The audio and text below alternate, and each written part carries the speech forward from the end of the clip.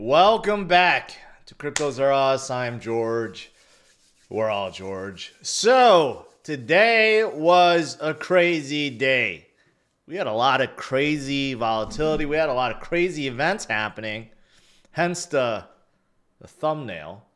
Including one Presidente. I don't know what he's doing. So, actually recently we had a couple presidents doing some crazy things with memes. So I got to cover that. And also, of course, Saylor is leading the way and many other things that are going on. So let's discuss. Let's do it, guys. Welcome.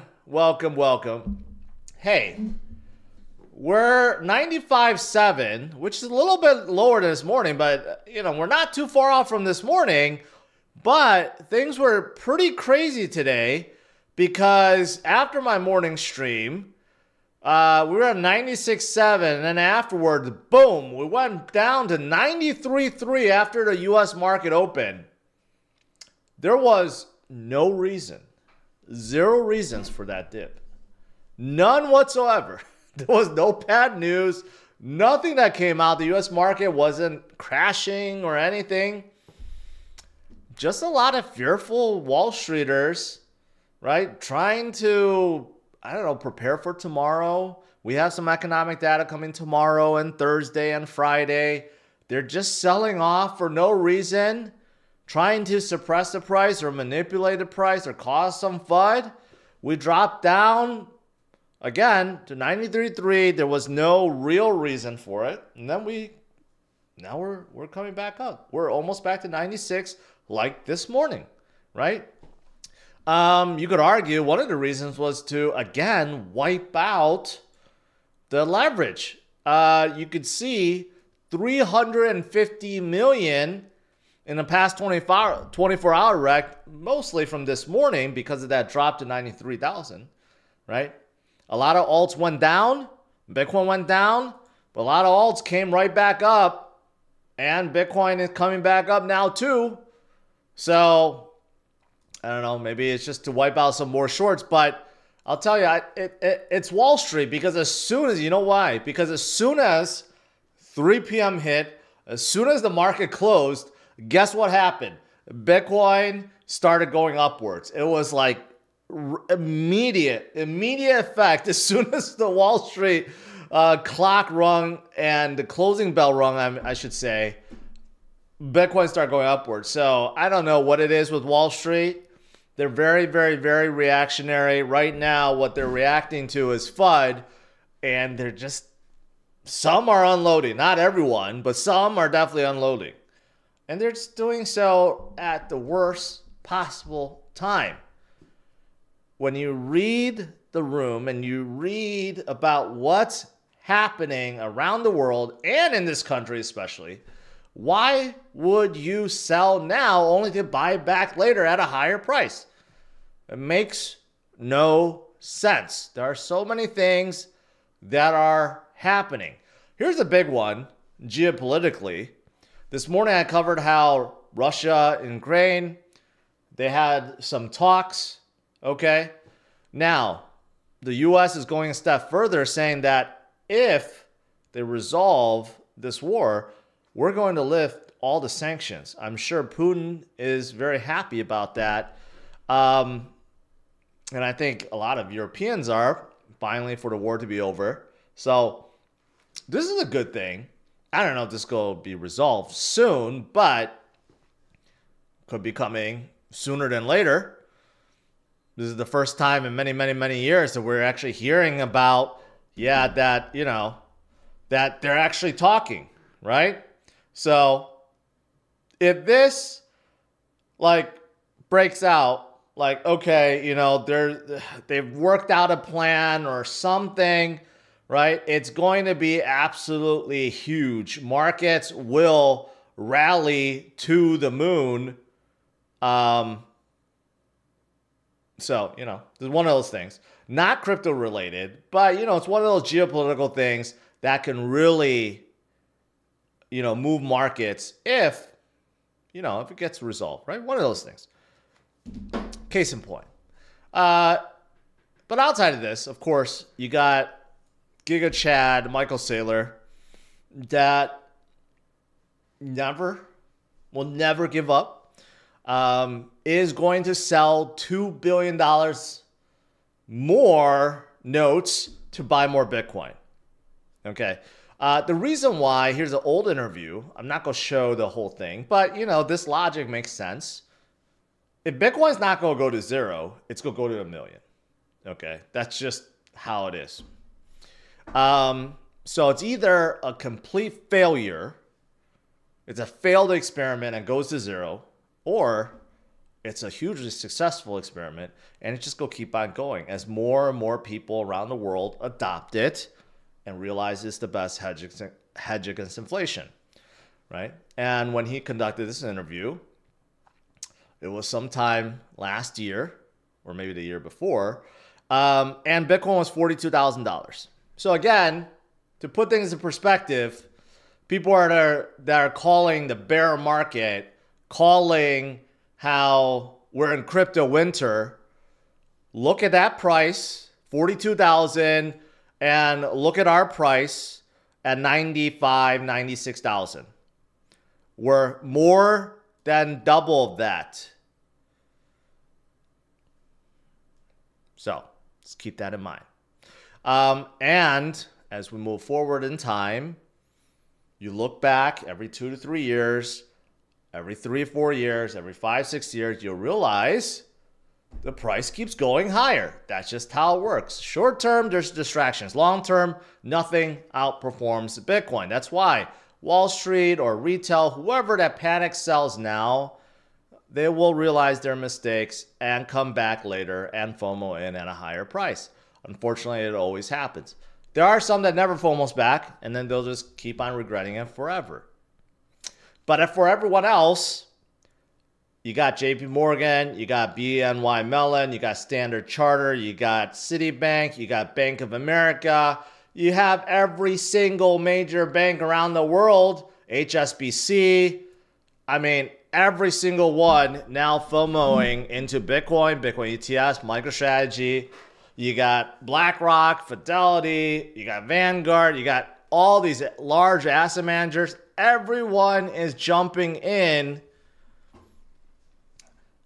If you're not paying attention, please do. There's a reason why all these financial companies are FOMOing in, because they're loading up for the future. They're hedging against inflation. They're hedging against gold. They're hedging against fiat. They're hedging against inflation. That's what they're doing.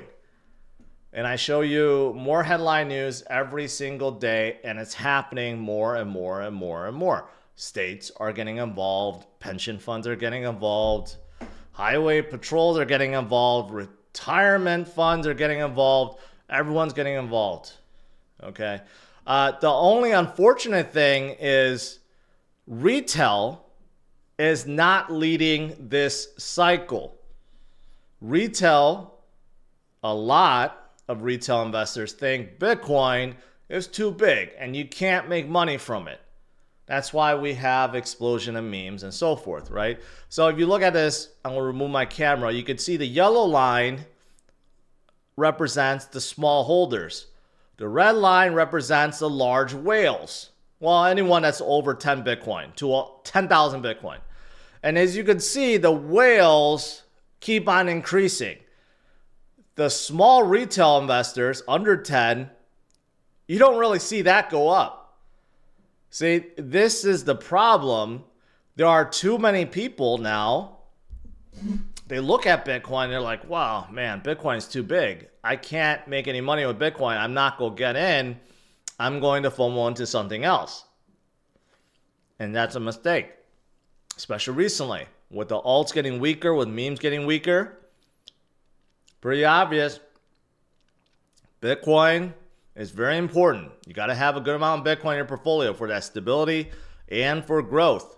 But right now, unfortunately, all the Bitcoin is going to the large institutions, financial companies, and banks. And that's not how it's supposed to be. Bitcoin was created for the people, by the people, not for institutions. right? And the only way to take advantage of it is to grab as much as you can and ride the wave. Because these guys, these big boys, are going to be spending their billions upon billions and trillions. And they're not going to stop.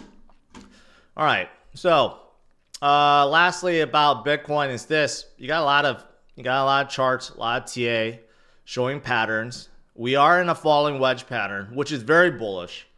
But this morning I did show another side to this, that there is a chance that we don't go upwards, we go downwards. And there are a lot of people talking about it, the CME gap that's right in the 70s, high 70s. Is that a possibility? I guess it is. But today shows, and many times in January and December showed how strong Bitcoin is. Every time Bitcoin seemed like it was going to break lower, it found the footing and it came back up. Every single time. There were always buyers that came in and swooped up the cheap Bitcoin. And even right now, today, this morning, and this afternoon, it looks so depressing. We just kept slowly trickling down as Wall Street just sold a little bit, and just kept on going down. It seemed like there was no bottom until there was, until the market closed. And then we just bounced right back up. So I don't know, the scenario about going down and hitting the CME gap at 70 whatever thousand seems improbable. It's not impossible, but improbable. And I still think when the time is right, we will go upwards and form a new high, like we always have. There will always be distractions. There will always be volatility, but Bitcoin does not care and keeps moving forward. And there will always be some kind of catalyst that will drive us higher, right?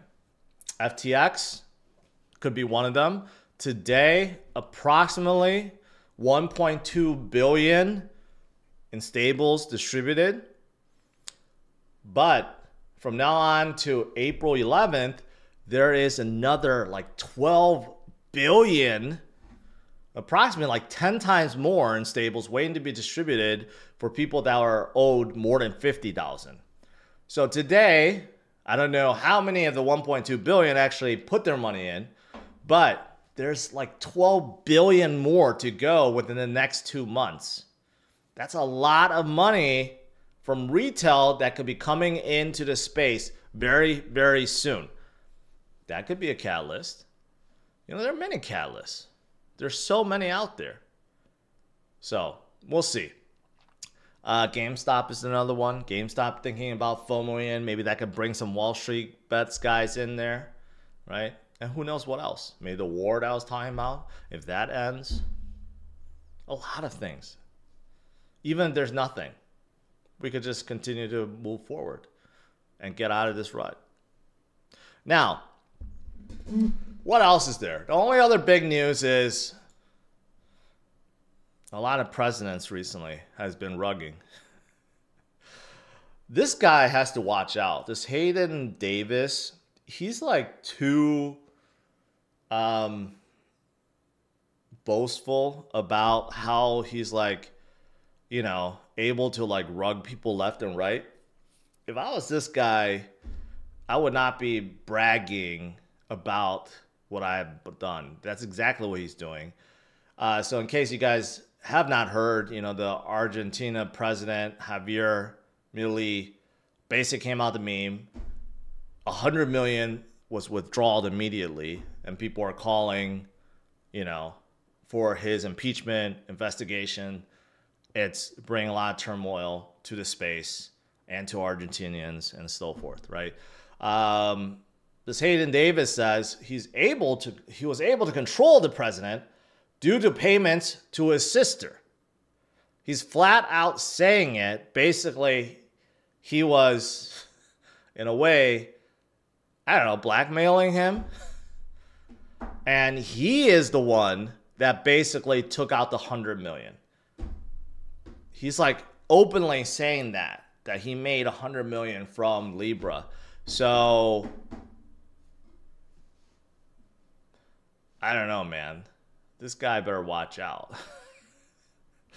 This guy better watch out. There might be some people after this guy. And this is not the only project he has done this to. There's many other projects that he's been part of. Melania, the meme, he was part of that. And many others that have been rugged recently. But that's not the only president that has some controversy with rugging. So Dave Portnoy, the timing of this is just so horrible. Really, really bad. You know, this makes you like actually want Gary Gensler to come back. So David Portnoy recently has been tweeting out about memes and you know, just trying to like pretend like he doesn't know about memes and greed and his pump power and all this stuff. He already has some coin that he supports, jailed tools.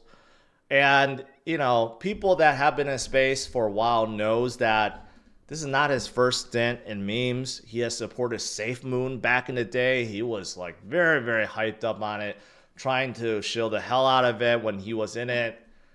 Left for a long time, became a Bitcoiner, flip-flop on Bitcoin, came back in, I don't know, all this stuff. And now he's trying to pump memes again. So all of a sudden, he came out with another meme, which he actually deployed. This is actually his own meme that he deployed called Greed.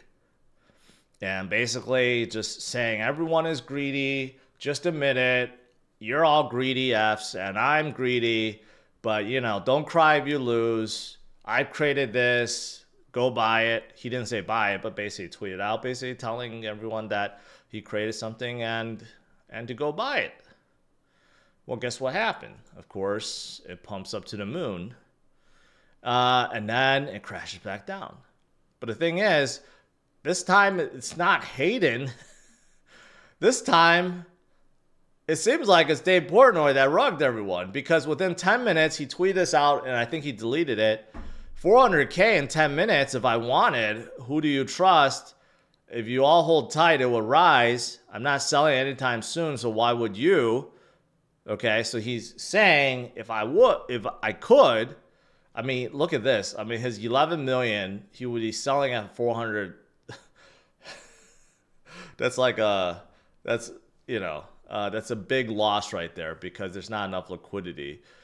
Here in another 15 minutes, it shows that he would get $1 million from his $2.7 million. There's a price impact of 64 million.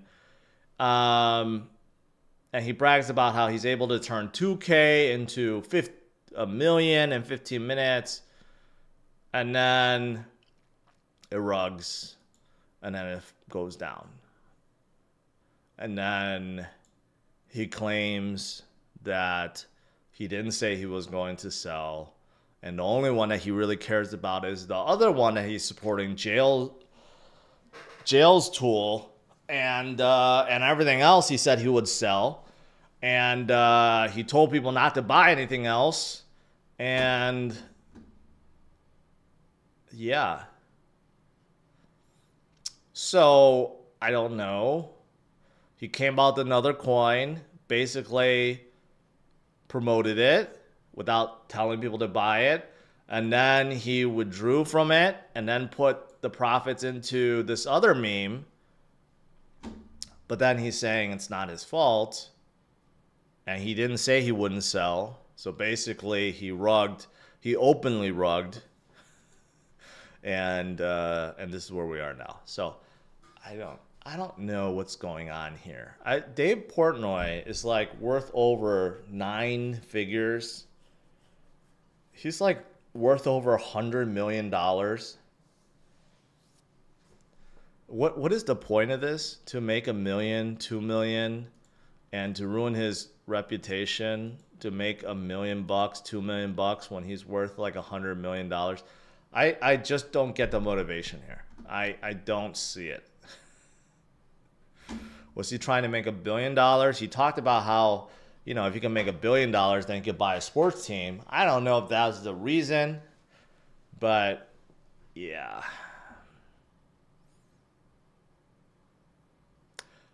That's it. That's the other big news. All right. That's pretty much it. Otherwise, Bitcoin, had a little volatility. What's that? XRP holding very strong, above 250. Sol's still a little weak, but it did drop down to 160, almost in the 150s. Now almost back to 170, but still very weak because of all these controversies, all this FUD around Sol right now, right? But Sol have seen worse. After FTX crash, it went down to $8. Okay, so it has seen much worse FUD and has survived. So I think it's going to survive this too. Besides that, Litecoin had a pretty good day. Holding at 133, up in the green. The others, kind of recovering, but alts are still relatively weak right now.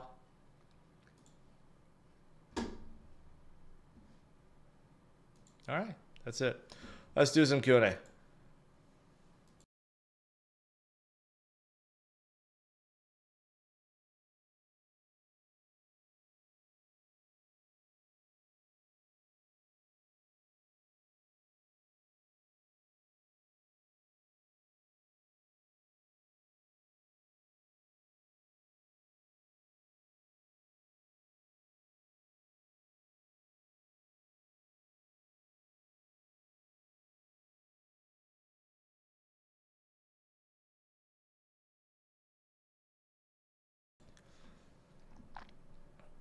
All right, let me see if I missed anything.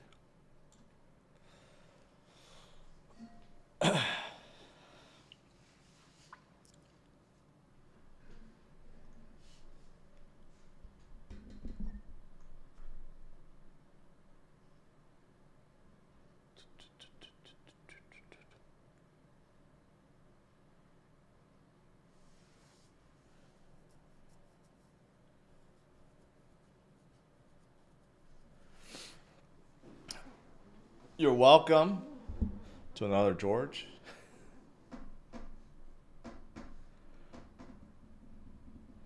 Adam, I did dump all my ETH for Sol. That's still not a bad move. Your LOL isn't justified because if you think ETH is doing any better, look again.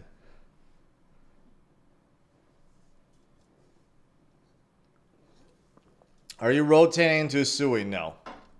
I have my 3 biggest holdings now outside of Bitcoin is XRP, Sol, and SUI. So I don't really need to move any of those.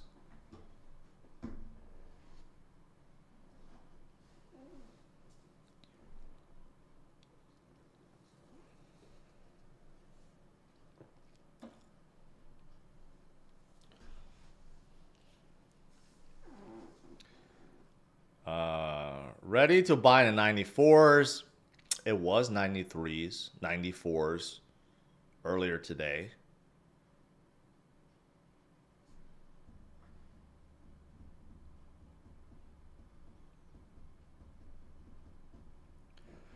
Oleg, people thinking we're in a bear market must be smoking something weird. Survived 2021 to 2023.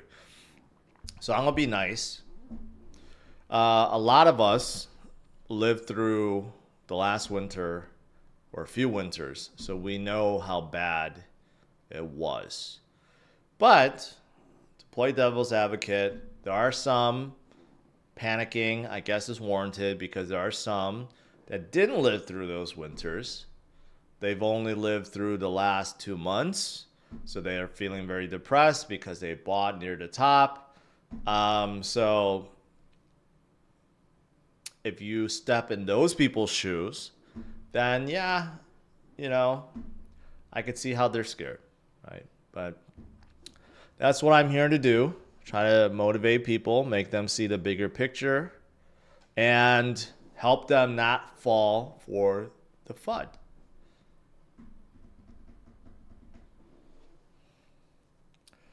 Spine ticks. Thank you. It's been a long time. I've been stuck in the 700s for a long time.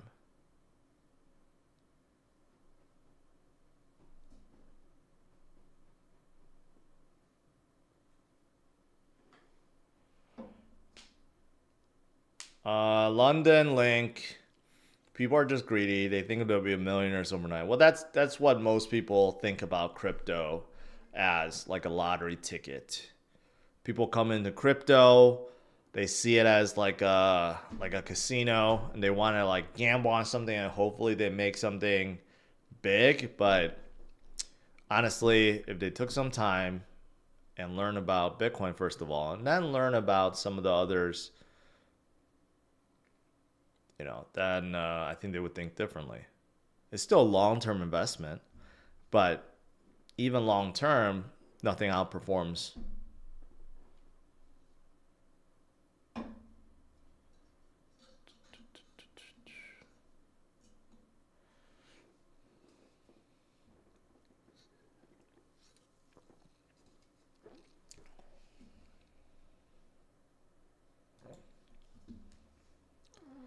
Does BTC ever surpass gold in market cap? Frank, that will happen one day, but gold's market cap is like 12 trillion. So Bitcoin has to be like 700, $800,000 for that to happen. So you have to wait. Not this cycle, maybe next cycle.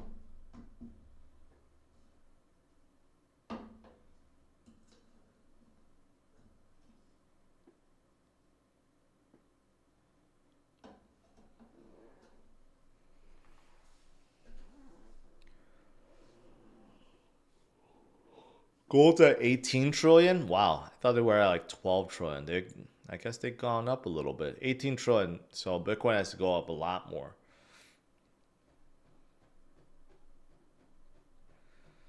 Lotto says, I think the messaging in crypto is the problem when it comes to being rich. Most people see guys who got in crypto 2017 are doing very well, but the reality is that's not easy anymore. That is true. But a lot of people, I'll tell you, I'll share you a secret. A lot of people in 2017 didn't really get rich either from 2017. A lot got rich in the last cycle in 2021. 2017, it was hard to make money because alts didn't do that well. It was mostly Bitcoin and a few. Like ETH got hot in 2018, like the last month or first month of 2018. And a few little ones, but mostly it was just Bitcoin. 2021 was when most people got rich through altcoin season. That's when you had so many come up and become big caps. And 2021 was not that long ago. And this year, 2025, is the fourth year of this cycle, though I think altcoin season this time around is going to be a little bit different than the last cycle. 2025 is going to be different than 2021. Do you think there's still gold in Fort Knox? It would be funny if Elon showed up and it's just a giant vault of emptiness. I did get some clarification though. Recently, I covered this, how Elon uncovered all these people are collecting Social Security that are like 120, 150, 300 years. I got some clarification. That is not their age. I guess the Social Security system is programmed in Cobalt, and the way they measure dates is weird. So it's not the number of years. It's some kind of measurement against the starting year of when Cobalt or something was invented or something like that. Some weirdness. Okay. So it's not representing like people that are over 120, 150, 200 years. That's all wrong. So, I mean, that's kind of like, just false information. And plus, I heard that no one above 115 could collect Social Security. That's actually a hard cap. So that's also false news. So yeah, I mean, some of these things we got to start taking with a grain of salt. A lot of things that Elon is uncovering are head scratchers, and I think he's doing great things. But I think a lot of things are just like being revealed, and we don't know the whole picture. And, you know, and we need a whole picture.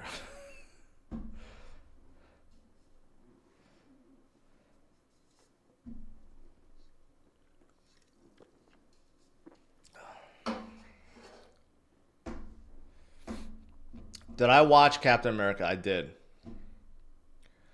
Only the last, it was overall a good movie. The fight scene was the best. They finally brought out a raging Hulk.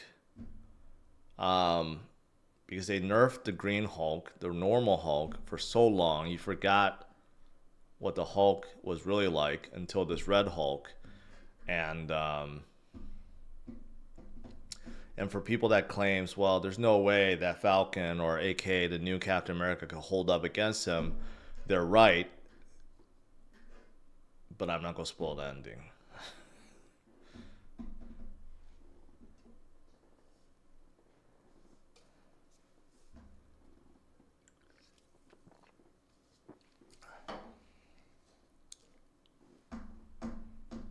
I thought it was a good movie. I don't know why people didn't like it. It was just kind of long and boring. They could have made the movie shorter. On whose authority do you claim these things? Why do I need authority to claim things? These are my opinions.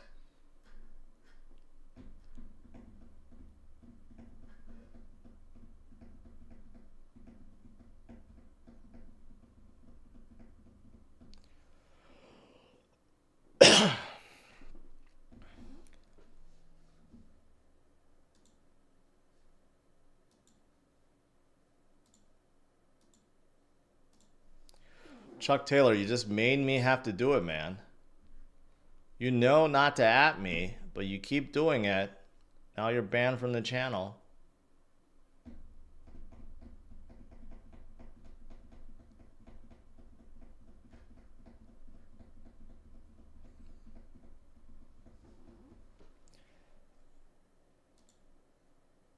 Okay, Shane.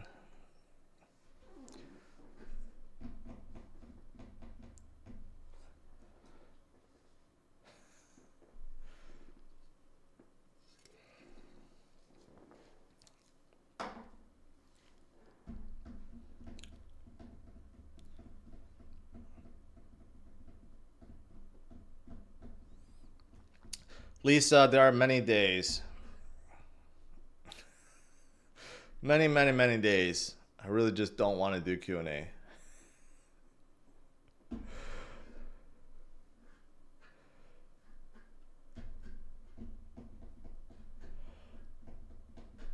How much are egg prices where you are? I don't know. At Costco, I think they're $10 for 36 eggs, something like that.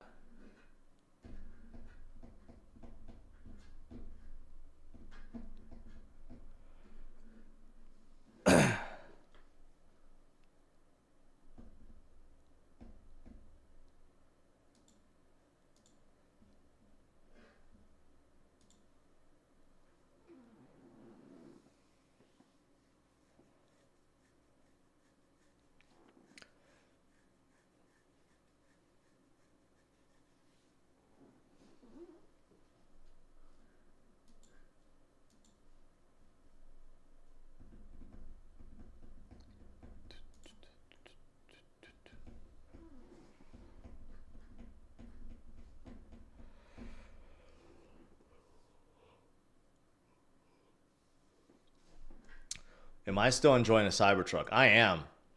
I love driving that thing. I don't care how many haters there are. I still think people just like to bash it because it's cool to bash it, but it's a really good car to drive. I like driving it. I try to drive as much as possible. The only thing that sucks is the cold weather range. Cold weather range does suck. Especially now, it's like 0 degrees out and the range drops really fast. But besides that, it's good, really good.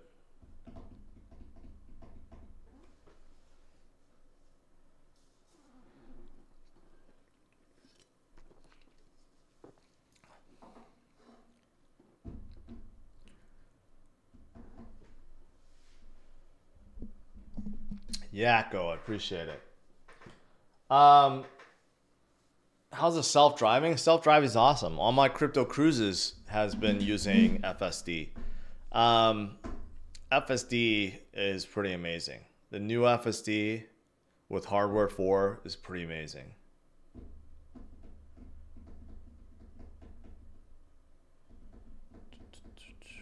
How much is insurance? It's the same. To be honest, I don't even look at insurance anymore. I just tell the insurance company to insure it, and then that's it. But it's not going to be anymore. Even my Ferrari is the same. Like the Ferrari 6 months is the same as my other cars.